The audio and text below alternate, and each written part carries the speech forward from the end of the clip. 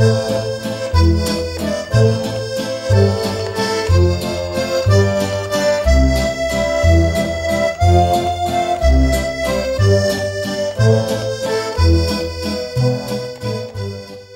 y a Dominique Champagne qui vous appelle le Michel Chartrand des écologistes. Ouais. Je ne sais pas si vous voyez comme ça, mais c'est à la fois la barre haute, ça, mais ça vous ressemble en même temps.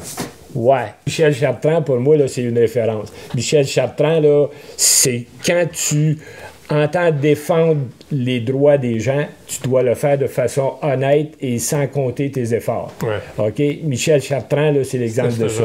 Fait que je me suis toujours dit, je vais essayer de prendre exemple sur le meilleur. Puis si je suis capable de faire la moitié ou le quart de ce qu'il fait, ça va être déjà beau. OK?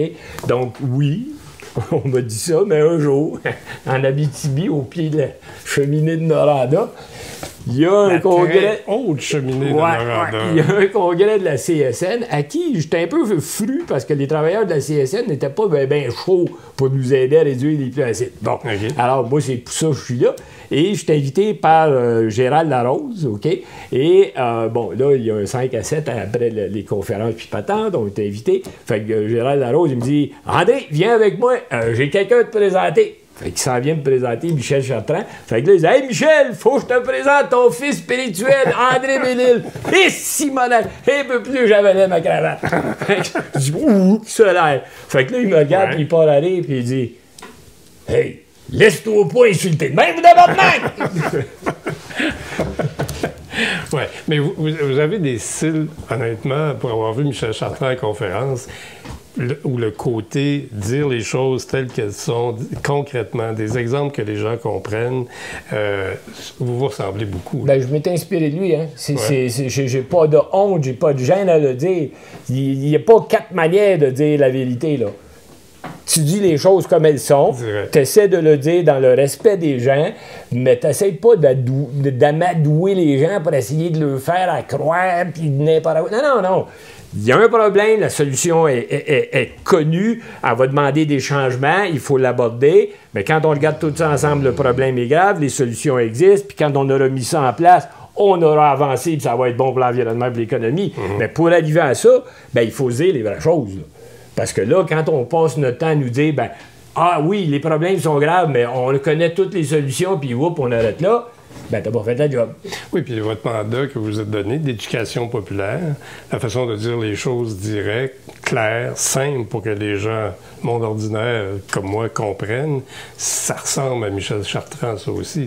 Ouais, c'est la mission de votre association. Il faut parler dans un langage...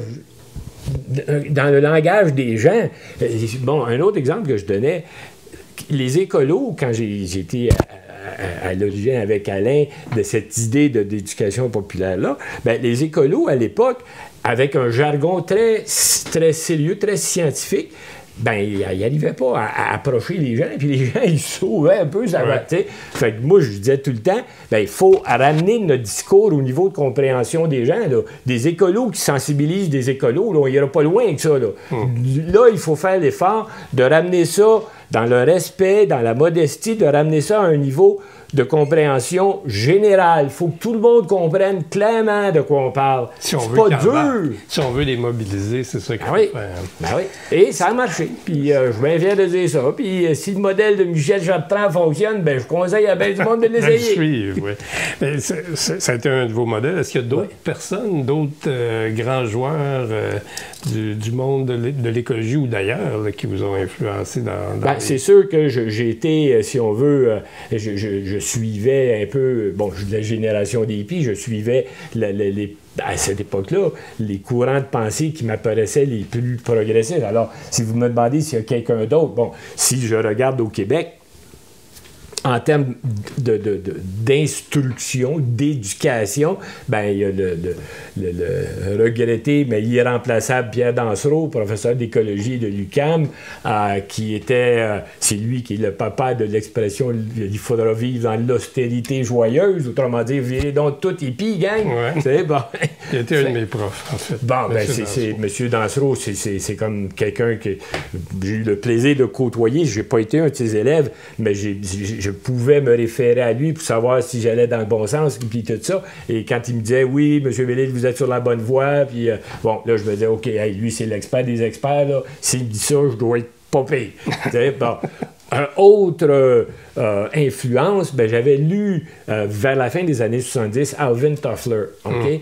Et il y avait le choc du futur, mais surtout la troisième vague. Le choc du futur, c'est ça, c'est comment ça va mal, OK? Bon, c'est ça. La troisième vague, c'est ça, c'est si tu veux sortir du trouble, essaye de changer ta manière de penser. Ouais. Et bon, finalement, il dira, si, après avoir lu tout ça, parce que là, on parle de la société de consommation, puis les excès, puis tout ça, puis où ça va nous mener, puis là, c'est clair que si on continue à consommer puis à polluer comme ça va nous amener dans le trouble. OK? Bien là, une de ses conclusions, c'est que si vous avez lu ça et que vous croyez que c'est sérieux, bien, vous n'avez pas le choix que de vous lever puis agir. Moi, quand j'ai lu ça, j'ai dit, ouais, c'est ça. C'est 1 + 1 fait 2. Je le vois bien, puis si je fais rien, ben ça n'aidera pas. Donc, il faut faire quelque chose.